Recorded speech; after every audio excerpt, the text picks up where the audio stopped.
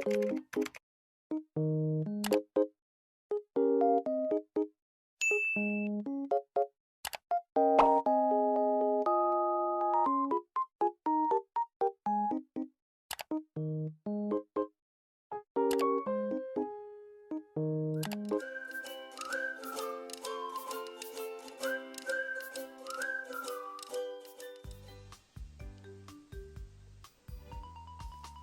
murid-murid, Assalamualaikum dan selamat sejahtera. Murid-murid apa khabar? Cikgu berharap semua berada dalam keadaan sihat di rumah. Kita bertemu lagi dalam video pembelajaran sains.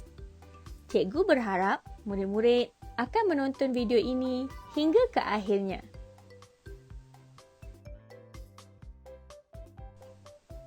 Dalam pembelajaran hari ini, kita akan memasuki unit pembelajaran yang baru, iaitu unit 8, asid dan alkali.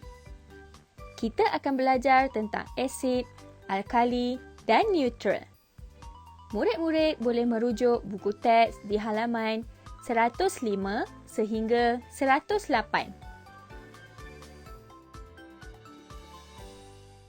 Objektif pembelajaran pada hari ini adalah pada akhir pembelajaran, murid dapat yang pertama, menyatakan kertas litmus digunakan untuk menguji bahan berasid, beralkali dan neutral. Dan yang kedua, memberi contoh bahan berasid, beralkali dan neutral berdasarkan perubahan warna pada kertas litmus.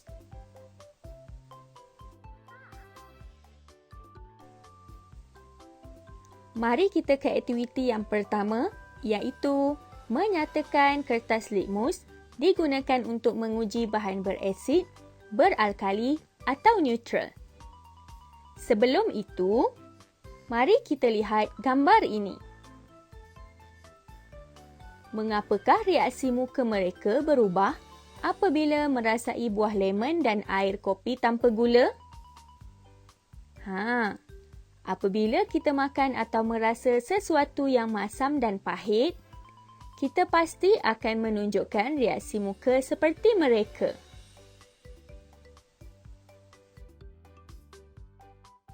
Untuk pengetahuan murid-murid, di sekeliling kita terdapat pelbagai bahan yang bersifat asid, alkali dan neutral. Sifat bahan-bahan ini boleh diuji dengan menggunakan kertas litmus. Jadi, apa itu kertas litmus ya? Kertas litmus ialah sejenis penunjuk yang akan berubah warna apabila diuji.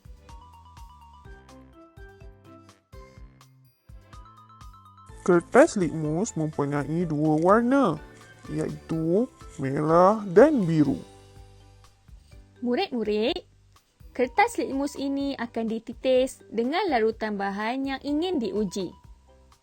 Kita perlu melihat perubahan yang berlaku pada kertas litmus untuk mengetahui sama ada bahan tersebut bersifat asid, alkali atau neutral. Tapi ingat, kita mesti menggunakan kedua-dua kertas litmus merah dan kertas litmus biru untuk mengetahui sifat bahan tersebut. Kaedah menguji sifat bahan. Untuk menguji sifat bahan, pertama, kita perlulah menyediakan bahan yang ingin diuji. Kemudian, letakkan kertas litmus merah dan kertas litmus biru di atas jubin. Biasanya, jubin digunakan untuk memudahkan kita memerhati sekiranya terdapat perubahan warna yang berlaku terhadap mana-mana kertas litmus. Seterusnya, titiskan bahan yang ingin diuji ke atas kertas litmus merah dan biru. Langkah seterusnya ialah perhatikan perubahan warna yang berlaku ke atas kertas litmus merah dan biru. Mari kita lihat situasi yang pertama, iaitu perubahan warna kertas litmus terhadap bahan berasid. Apabila bahan berasid diuji, hanya kertas litmus biru berubah warna kepada merah. Ingat, apabila kita menguji bahan yang berasid, kertas litmus biru berubah warna kepada merah. Manakala kertas litmus merah tiada perubahan yang berlaku ke atasnya.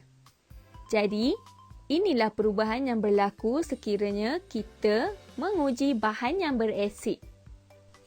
Seterusnya, situasi kedua adalah bagi melihat perubahan warna kertas litmus terhadap bahan yang beralkali.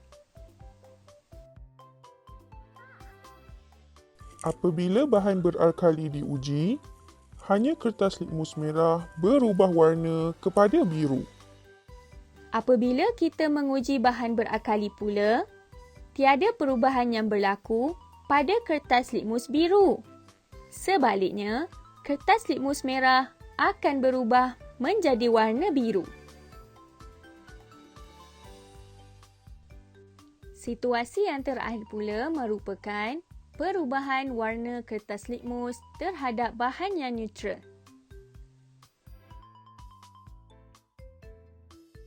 Apabila bahan neutral diuji, kedua-dua kertas litmus tidak berubah warna. Yang ni mudah kan? Untuk kita mengenal pasti bahan yang neutral, kedua-dua warna kertas litmus tidak menunjukkan apa-apa perubahan setelah diuji.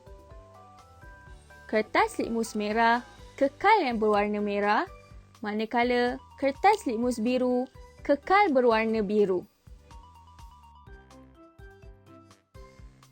Murid-murid, mari kita ingat formula ini. Formula sambal. Kita dapat simpulkan semua perubahan warna kertas litmus menggunakan formula sambal ini. Mari kita teruskan.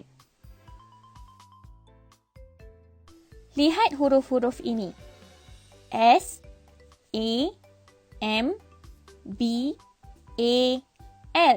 Sambal. Bahagikan huruf-huruf ini kepada dua bahagian. M membawa maksud merah, manakala B membawa maksud biru.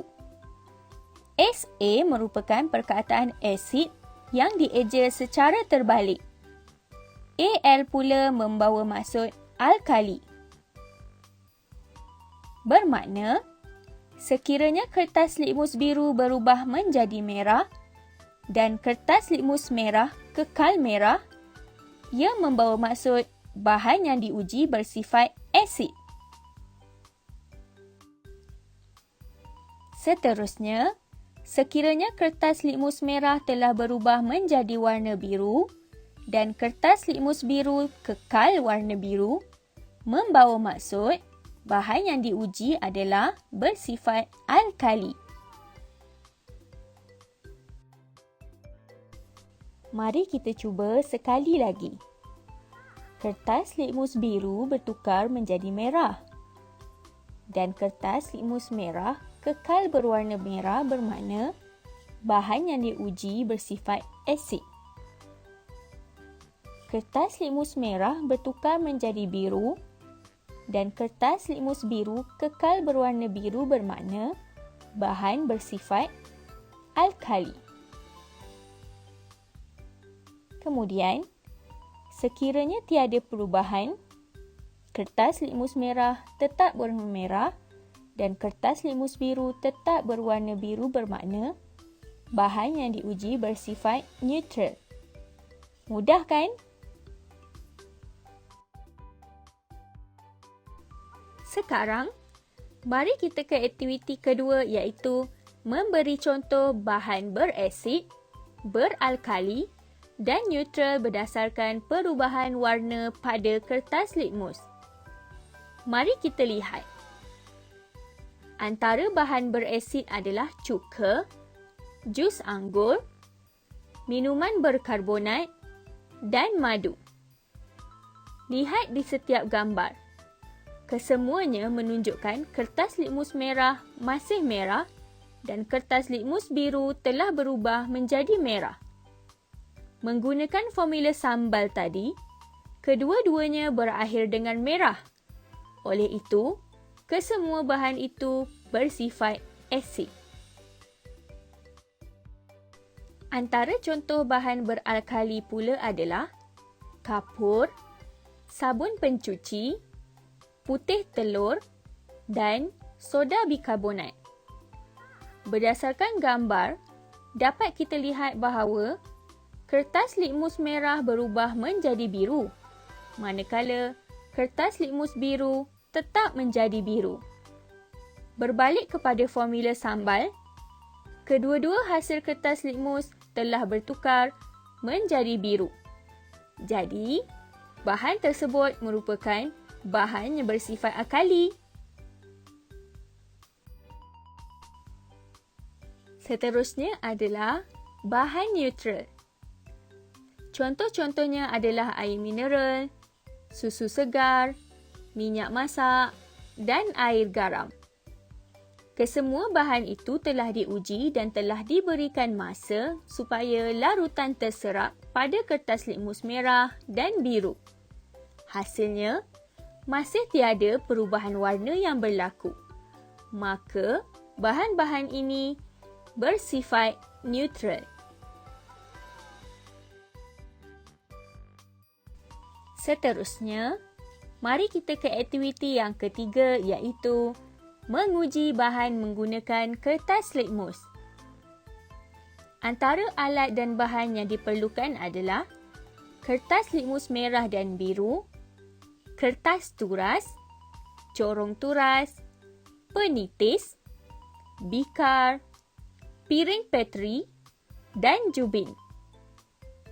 Langkah-langkahnya adalah: pertama, tuangkan cuka ke dalam piring Petri berlabel. Kedua, uji cuka menggunakan kertas litmus merah dan biru. Ketiga, perhatikan perubahan warna kertas litmus dan catatkan keputusan seperti dalam jadual. Dan yang terakhir, ulang langkah 1 hingga 3 menggunakan bahan yang lain. Berdasarkan uji kaji tadi, dapat dilihat bahawa setelah cuka diuji, kertas litmus biru telah bertukar menjadi merah. Manakala kertas litmus merah masih kekal berwarna merah. Oleh itu, berdasarkan formula sambal, cuka menunjukkan ia bersifat asid. Apabila air minuman diuji, tiada perubahan berlaku pada kertas litmus biru. Begitu juga dengan kertas litmus merah. Oleh itu, disebabkan tiada perubahan pada kedua-dua kertas litmus, ia menunjukkan bahan yang diuji iaitu air minuman bersifat neutral. Bagi jus oren pula, kertas litmus biru telah bertukar menjadi warna merah. Manakala kertas litmus merah pula, tiada perubahan berlaku. Berbalik kepada formula sambal, biru kepada merah menunjukkan jus oren bersifat asid. Bagi air kapur sirih, tiada perubahan berlaku pada kertas litmus biru. Manakala kertas litmus merah bertukar menjadi warna biru. Oleh itu, merujuk kepada formula sambal, merah kepada biru menunjukkan air kapur sirih bersifat alkali. Seterusnya ialah air gula. Setelah diuji, kita dapati bahawa tiada perubahan warna berlaku kepada kedua-dua jenis kertas litmus. Ini bermakna gula bersifat neutral. Bahan yang terakhir adalah air soda bikarbonat. Kita dapat lihat bahawa tiada perubahan berlaku pada kertas litmus biru. Manakala kertas litmus merah telah bertukar warna biru. Berdasarkan formula sambal, merah bertukar biru menunjukkan air soda bikarbonat bersifat alkali. Kita sudah tiba di bahagian tugasan. Murid diminta untuk membuat latihan di buku aktiviti halaman 69, 70 dan 71. Dalam muka surat 69, murid diminta untuk memilih bentuk kertas litmus dengan mewarnakan dengan warna yang betul. Kemudian, Nyatakan warna dan fungsi kertas litmus itu. Dalam muka surat 70 pula, warnakan kertas litmus dengan betul sebelum diuji dan selepas diuji mengikut jenis bahan. Sama ada bahan itu adalah bahan berasid, bahan beralkali dan bahan neutral. Kemudian, lengkapkan ayat di bawahnya. Dalam muka surat 71 pula, murid perlu menguji bahan dan menyatakan perubahan warna kertas litmus. Sebagai contoh, sabun. Sabun bersifat alkali. Jadi, apakah perubahan yang berlaku pada kertas litmus? Bagi bahan selebihnya, murid boleh merujuk perubahan yang berlaku pada kertas litmus merujuk kepada gambar ini.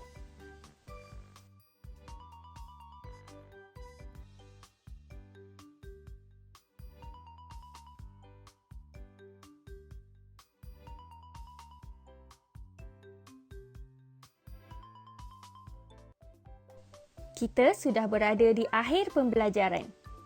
Murid boleh menghantar tugasan yang sudah disiapkan melalui aplikasi WhatsApp ke nombor personal cikgu. Terima kasih atas perhatian yang diberikan. Semoga murid-murid menerima ilmu yang disampaikan. Jumpa lagi dalam video pembelajaran yang akan datang. Jumpa lagi ya. Bye.